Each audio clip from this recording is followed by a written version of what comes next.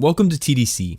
This is our mini documentary on the most ambitious, fascinating infrastructure mega projects of the near future. The rulers of the United Arab Emirates have insane amounts of money to spend.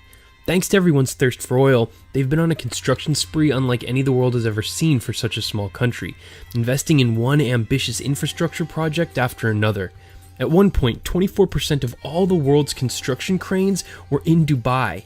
Unfortunately, that was before the 2008 global financial meltdown, which led to much of the investment in the city drying up faster than the water on somebody who just got out of the pool at the Burj Khalifa.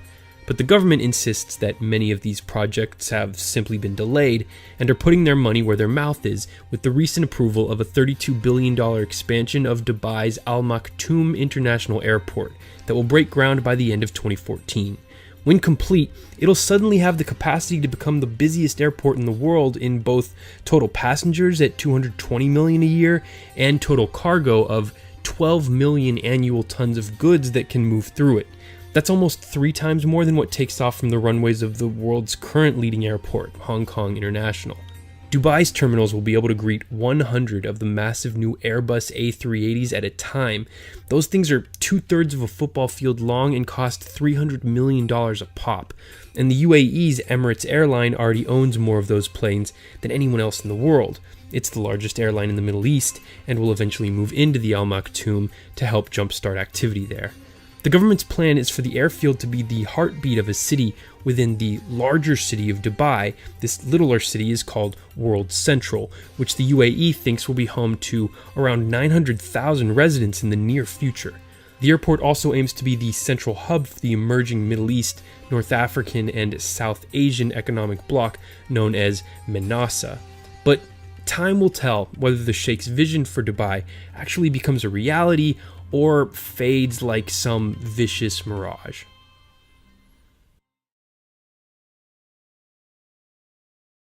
This is Songdo International Business District, the world's most futuristic urban area. It's being built 40 miles southwest of the second most populated city in the world, Seoul, South Korea. The $40 billion project is along the waterfront in the city of Incheon and is embracing 2 key concepts that urban planners are in love with.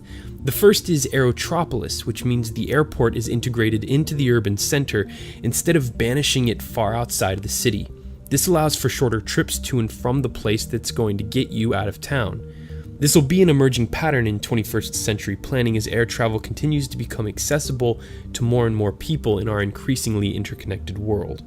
Songdo is brilliantly directly connected to the airport via the 7-mile-long Incheon Bridge, so you've just got a straight shot that gets you there in like 10 minutes. That's also got these incredible views, which is the first thing visitors see coming into the city. The other key theme is Ubiquitous City, which is a uniquely Korean concept where every device, component, service is linked to an informational network through wireless computing technology, allowing for greater coordination and a more efficient and synchronized city than has ever been possible before. An example of this is Songdo's trash system, which won't rely on garbage trucks because a network of tubes will suck in the garbage straight from the can and through a system of pipes transport it efficiently to treatment facilities. Songdo's so dedicated to being a model for sustainability that it's set aside 40% of its land area to be outdoor spaces like parks, and it'll become the first city in the world outside of the United States to achieve LEED certification, which is the highest energy consumption and waste standards possible with currently available technology. As a tip of the hat to other great cities, Songdo will also incorporate replicas of New York's Central Park and Venice's historic canals. Overall, construction is currently half done. It already has 67,000 people living there, studying and working at its many schools, including the foreign campuses of 4 American universities. But it's struggled to attract Korean businesses, as the government is refusing to give tax incentives for relocation because that would create an unfair playing field, favoring Songdo over other cities in the country. Still, if it stays squarely focused on the future, Songdo is a long-term investment that's likely to pay off. Nicaragua is about to embark on what may be the riskiest mega project in the world, one that will change it forever. It's going to build the biggest canal on the planet. The $50 billion Nicaragua Grand Canal will cut the country in half to connect the Atlantic Ocean with the Pacific, running through the biggest lake in Central America. At 173 miles long, it'll dwarf the 120-mile-long Suez Canal in Egypt and directly compete with the Panama Canal 250 miles to the south, through which more than 15,000 ships already pass each year. But in the coming years, many more ships full of goods and raw materials are going to try and pass back and forth from the Pacific to the Atlantic to connect Europe, Brazil, and the eastern coast of the United States with China and the rest of Asia. The story of how little 6 million man Nicaragua, the second poorest country in the Western Hemisphere, is able to afford such an expensive project is a fascinating case study of globalization and how capitalism is increasingly driving geopolitical decision-making. In June of last year, Nicaraguan President Daniel Ortega's Sandinista party also controlled parliament and, without any real debate, gave a 50-year no-bid contract to Chinese telecommunications magnate Wang Jing to build and manage the proposed canal. And it just so happens that also last year, according to a report in the LA Times, Wang hosted a number of Nicaraguan officials and businessmen on a trip to China, where the powerful and connected Wang supposedly flaunted his extreme wealth and was accompanied at all times by Chinese military officers and other high-ranking governmental officials. So it's tough to believe him when he insists that the Chinese government is not financially backing the project, especially when we already know that China is using state-financed companies to buy more and more assets in the West. The opportunity to own the world's most valuable shipping lane seems too tempting for the Chinese government to pass up. The supposedly democratic government of Nicaragua is using a page out of China's playbook by refusing to release any of the studies about the impacts of the canal until December 2014, the same month construction will begin. That's because there's a long list of environmental and humanitarian concerns. The project will tear through countless ecosystems and communities and rip into the source of much of the country's freshwater, Lake Nicaragua. The residents whose land is on the canal route have received no word on what the government plans to do for them in terms of compensation and relocation.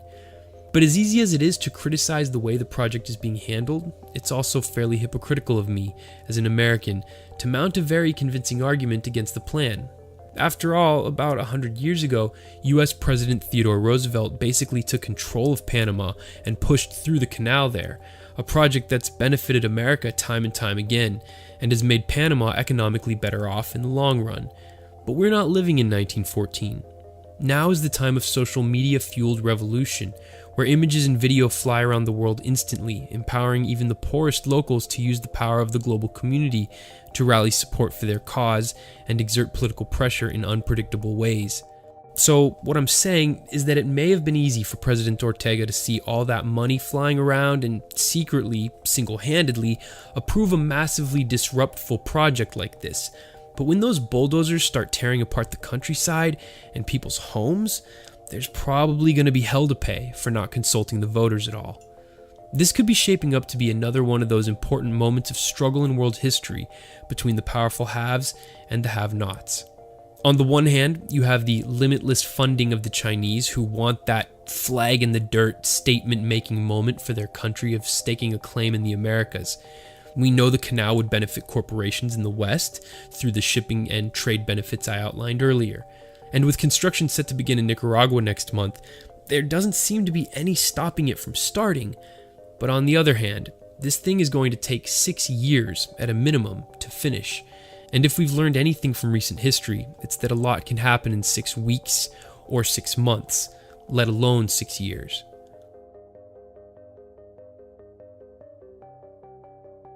On a person-to-person basis, the United Arab Emirates has the biggest ecological footprint in the world, thanks to its prolific oil production and the massive construction boom that's been going on there for the last decade. So it's surprising to learn that the UAE is home to Masdar, the world's first zero-carbon, zero-waste city. To meet this ambitious goal, it's powered only by renewable energy, like a 54-acre, 88,000-panel solar farm beyond the city's walls. That's right, I said walls. The designers studied ancient cities to learn the most effective planning methods to reduce energy consumption. One of the key things they found are that walls help to keep the high, hot desert winds away from cities' inhabitants.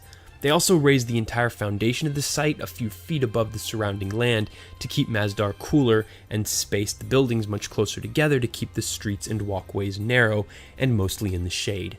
These techniques, combined with 130-foot tall wind towers that suck air from above and convert it into a cool breeze blowing on the street, mean Masdar is a comfortable 70 degrees Fahrenheit when just a few meters away the thermostat rises well above 100. Plus, there's no driving in the city, and any car that enters is parked at the outskirts.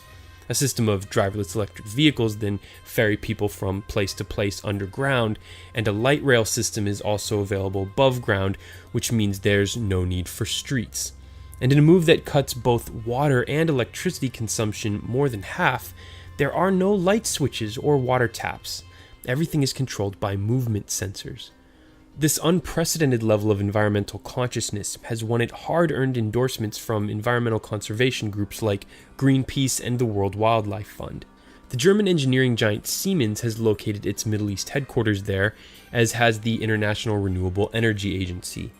The Masdar Institute for Science and Technology, a small postgraduate university that was founded through a collaboration with MIT, occupies one of Masdar's first completed buildings, and is already producing great work and first-class researchers. So the city undeniably has a solid foundation, but it's got a lot to do still if it's going to meet its ambitious goal of housing 50,000 residents and hosting offices for 60,000 more commuters. The city's co-founder admits that Masdar is, quote, a fraction of what it was supposed to be back in 2006 when we announced it. At the beginning of the project, nobody really anticipated how difficult it is to build a city, end quote. This underscores the point many urban planners around the world have made, that we should be focused on making our existing cities more sustainable instead of building brand new ones. But even if Masdar only teaches us one or two major things about what's possible when it comes to sustainable urban design, and it does seem like it's already done that, then it'll have been worth it, even if it takes much longer to achieve its overall vision, or if it ultimately fails. Because let's be honest, the UAE was going to spend that $20 billion in oil revenue on something, so it's better for everyone that it's going to an important experiment like Masdar rather than another row of gold and marble-crusted hotel skyscrapers or an electricity-sucking indoor snow park. This is the future, maglev trains. Japan's all aboard. They're spending a staggering $85 billion over the next 30 years to connect the island's three largest cities, Tokyo to Nagoya to Osaka. That's over 300 miles that you'll be able to cover in about 67 minutes by racing through the countryside at over 300 miles per hour. Maglev technology uses powerful magnetic charges to move rail cars that float several inches above a concrete guideway, rather than riding on steel wheels. This frictionless system allows for a smoother ride at significantly higher speeds than traditional high-speed rail. In contrast, California's planned high-speed rail system that'll eventually connect San Francisco, LA, and San Diego will only be able to travel at top speeds of 220 miles per hour, but its estimated overall cost is $10 billion less than the Japanese system and will cover a distance 2.5 times as long. The Chinese city of Shanghai has had a short maglev line in operation since 2004, but the Japanese line is the world's first intercity link to gain public approval. The project's called Chuo Shinkansen, or as the Japanese refer to it, Rinia Motaka, and is a culmination of 40 years of Japanese maglev development that began with an unlikely partnership between Japan Airlines and Japanese National Railways. What's really impressive about this project is that JR Central, the company that's building the line, will finance the project without public money, thanks largely to the success of the bullet train it's run from Tokyo to Osaka since the mid-1960s. The company's also pushing hard to construct a maglev line between the American capital city of Washington, D.C. and New York, which would showcase the technology to the American market and the rest of the Western world. The Japanese government has even offered to fully finance the 40-mile first leg of the US project from Baltimore to DC, a proposal Prime Minister Shinzo Abe directly pitched to President Barack Obama during a meeting last year. But critics of maglev say the costs outweigh the benefits. Opponents have raised questions about the sheer monetary cost of the project, its environmental impact, and whether it's really needed at all.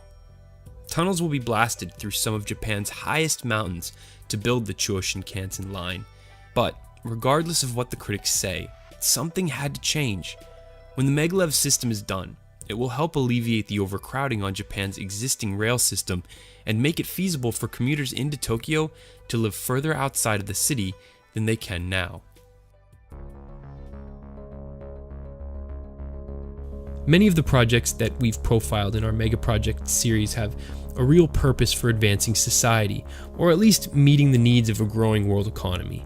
Then there's Azerbaijan's ridiculous Khazar Islands, a project that, despite all the progress in the world, is the perfect example of everything that's still wrong with its power structure, but more on that in a moment. The creatively named Azerbaijan Tower will be the world's tallest building, about 800 feet taller than the current leader, the Burj Khalifa, and insanely twice as tall as the tallest building in the Western Hemisphere, New York's One World Trade Center. The Freudian showpiece of the $100 billion project, Azerbaijan Tower, will rise above the capital city, Baku, and it'll be surrounded by 55 artificial islands built in the Caspian Sea, with land gathered by completely destroying a nearby mountain. There will also be at least 8 hotels, a Formula One racetrack, a yacht club, and an airport. So basically, we're talking about Donald Trump's fantasy. Now, it's one thing to build an over-the-top city like Dubai in the United Arab Emirates, which is one of the most developed places in the world, and a completely different thing for it to rise in Azerbaijan, which has a per capita GDP that's not even 1/5 as much as the UAE. This madness is the brainchild of the billionaire developer Ibrahim Ibrahimov, who has extremely close ties with the corrupt government of the newly oil-rich nation of Azerbaijan. Just how corrupt is Azerbaijan? In a 2012 report by watchdog Transparency International that declared 2/3 of the world's countries highly corrupt, Azerbaijan's Ilham Aliyev stood out from the pack as the report's infamous Person of the Year, with untold amounts of money stashed in various locations around the world. But back to President Aliyev's good buddy, Ibrahimov, who lazily came up with the tacky idea for the mega project that's basically a copy of Dubai's island development and mega tower while on a flight home from, you guessed it, Dubai. He argues that Khazar Islands will be home to 800,000 people, but doesn't explain how those people will afford its expensive apartments. Instead of investing in the future by maybe funding a network of world-class universities, which Azerbaijan isn't even close to having, in a country that borders no ocean and produces no product that the rest of the world wants besides oil, the government thinks it's a good idea to build this. I doubt many of the 9 million people of Azerbaijan think it's a very good idea. In fact, in a possible sign of things to come, last year, Azerbaijanis in a city across the country got so fed up with the corrupt regime they rioted for 2 entire days. But look, the capital is doing some things right. Baku made Lonely Planet's top 10 ranking of the best nightlife spots in the world. I just wonder how much they paid to get on that list. No list of megaprojects would be complete without including the largest ever science project. The International Thermonuclear Experimental Reactor, or ITER, is a collaboration between China, the European Union, India, Japan, Russia, South Korea, and the United States that is under construction in southern France, where researchers will attempt to see if they can, essentially, recreate the power of the sun and harness it in a steel bottle. Gas will be heated to over 150 million degrees in a massive steel frame using giant magnets that will force some atoms together. In this experimental reactor, the hope is to produce 10 times more energy than what is used to initiate the reaction, or the equivalent of 500 megawatts of power for 1,000 seconds. Although electricity won't be generated at the ITER facility, a fusion plant based on this design would use the heat generated to drive turbines and produce power. Unlike nuclear fission, which are what all nuclear power plants are today, fusion reactors should be completely safe, with no risk of producing a runaway chain reaction and no dangerous long-living radioactive waste. The fact that nations who are competing in nearly every area of geopolitics and economics are coming together to collaborate on a $50 billion project is a sign that the science is incredibly promising and the potential benefits to humanity are profoundly game-changing. That's why countries that represent half the world's population and account for 2/3 of the global economy are participating, because solving fusion would mean prosperity for all, the closest thing to limitless energy we can fathom. This month, after the completion of the ground support structure, which took 4 years to finish, the second phase of construction began, the walls of the 7-story building where the experiment will take place. But we're still several years away from turning the thing on. The complex will make its first attempt to produce plasma in a fusion reaction in 2020, with regular operations beginning in 2027, 11 years behind schedule and over 40 years after the program was first initiated in 1985. But no matter how long or how many tries it takes to get it right, the hope of living in a world powered by this type of energy that we wouldn't need to fight over or pump out of the ground, that we wouldn't need to burn, that wouldn't harm our precious planet, that's probably one of the most optimistic, hopeful ideas I've ever heard, and it's definitely one worth waiting for. China is about halfway done building the largest expressway system in the world, and it's been doing so at a feverish pace over the last 25 years to keep up with the rise of the automobile as the country and the world has shifted away from a rail-based transportation system. The first expressway within the National Trunk Highway System, as it's called, opened in 1988, and today, just 26 years later, the system is over 65,000 miles long. In the 10 years since 2004, the network has tripled in length. Each year, China's now building new expressways equivalent in length to the distance of going coast to coast and back in the United States. The Chinese system exceeded the total length of the US interstate highway system back in 2011. This crazy expansion has happened because the Chinese have embraced the car at a staggering pace. This next mind-blowing fact pretty much sums up this entire video. As the country's middle class boomed and tens of millions of people suddenly could afford to buy cars in the 20 years from 1985 to 2005, the number of passenger vehicles in China increased from 19,000 to 62 million cars on the road. That's a mind-blowing increase of 323,000%. And that 62 million number is more than tripling to 200 million by 2020. That's why we've seen those stories that I thought were a joke the first time I read them, of traffic jams around Beijing stretching over 60 miles and lasting for 11 days. So this project is sorely needed simply for the country to function. When it's finished, it'll have cut total travel times between cities throughout the country by half on average. Overall, the total cost of building the entire system is $240 billion. That's easily the biggest infrastructure project in human history, with $12 billion a year being invested through 2020. It's being able to afford to do this without adding a national fuel tax, because 95% of the system are toll roads owned by private for-profit companies. This is a problem, as tolls are expensive at over 10 cents per mile, which is more than the cost of fuel itself. But regardless of how the roads are paid for, or whether you drive in them in your gas or electric car, or ride in a self-driving car in the future, the Chinese economy and quality of life of its people will be significantly better thanks to this ambitious project. It seems the whole country is embracing the Chinese saying, Lutong Kaiton, wealth follows the extension of motorways.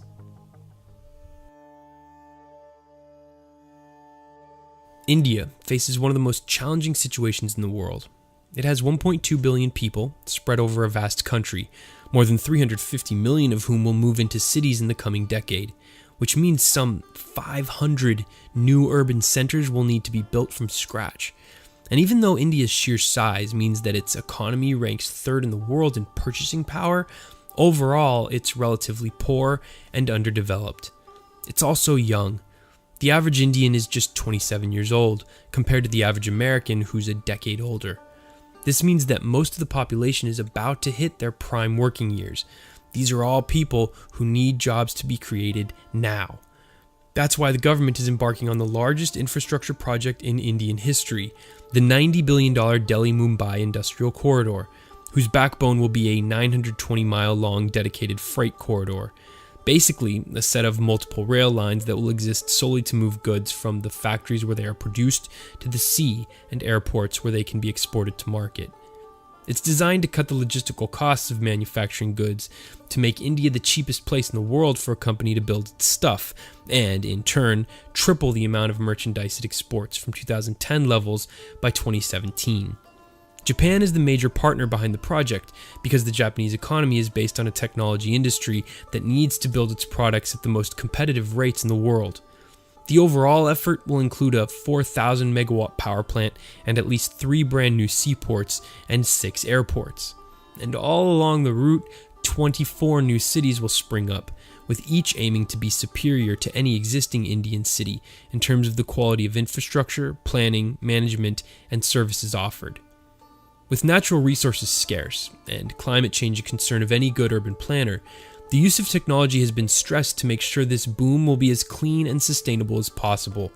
Roads are also a major part of the plan, with thousands of miles of expressways planned to ease congestion. The project is a priority of Prime Minister Narendra Modi, who entered office in 2014 after leading his BJP party to a dominating win in the 2014 election, giving him a mandate to enact his vision for making India a global manufacturing superpower. It seems the Indians are attempting to follow a similar blueprint for success the Chinese put into action over the last 40 years. With a population nearly as big, Indians are rightly asking, why not us?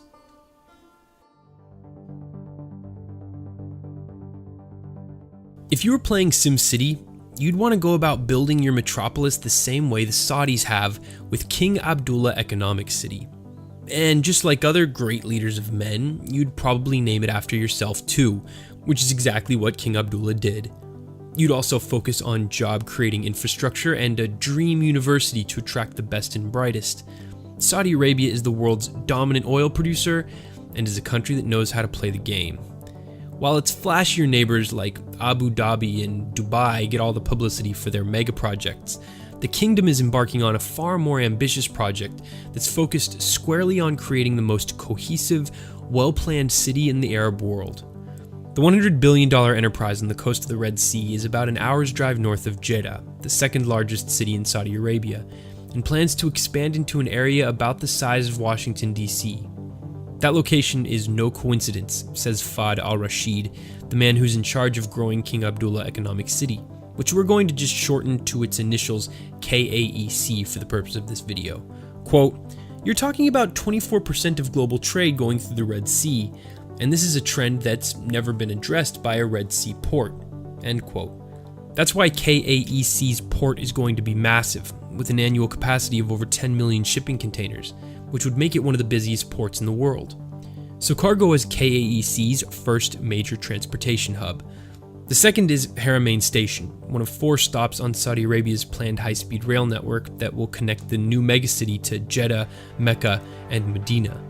This will bring thousands of visitors to KAEC right from its inception, with officials hoping that some will naturally take jobs and stay there, fueling its expansion.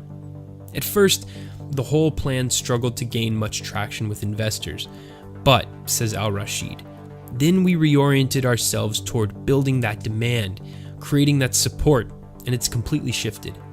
Now we have captive demand, all our apartments are full, and we have waiting lists for hundreds of people, literally, end quote. Part of that shift focused on KAEC's Industrial Valley, which is centered on a large petrochemical plant and has more than 70 countries lining up to set up bases there.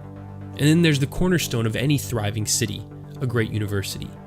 Enter King Abdullah University of Science and Technology, which began instruction in 2009 with a staggering $20 billion endowment, making it the 3rd best funded university in the world behind Harvard and Yale. This capital injection has allowed it to lift off like a rocket in its first 5 years. It's recruited some of the best talent from over 60 countries around the world, scientists who've carried the school to an eye-opening 99.9% research record score. The research teams at King Tech are advancing many important fields like solar cell technology and cancer therapy. It teaches in English and is the first mixed-gender university in the kingdom. Plus, with just 1,200 postgraduates on an 8,900-acre campus, there's plenty of room to expand in every direction. With 40% of Saudi Arabia's citizens under 15 years old, the plan is for the megacity, by itself, to create upwards of 1 million jobs for all of those young people to grow into. In the end, it may be true that Saudi Arabia would be a bone-dry desert wasteland without its exploitation of the vast fields of black gold underneath it. But at least, in the twilight of his life, King Abdullah is doing all he can to set his people and the rest of the world on a slightly better path than the one they were on when he took over just 9 years ago in 2005. And if that's his legacy, he deserves to have a city named after him. Thanks for watching. I hope you enjoyed this video, and if you did, you'll love our video profiling 10 promising renewable energy sources of the future, or our mini doc on robotic armies and the militaries of the future. Make sure to like this video to help it spread, it really helps us out, and hit that subscribe button to stay up to date on all of our daily videos. For TDC, I'm Bryce Plank.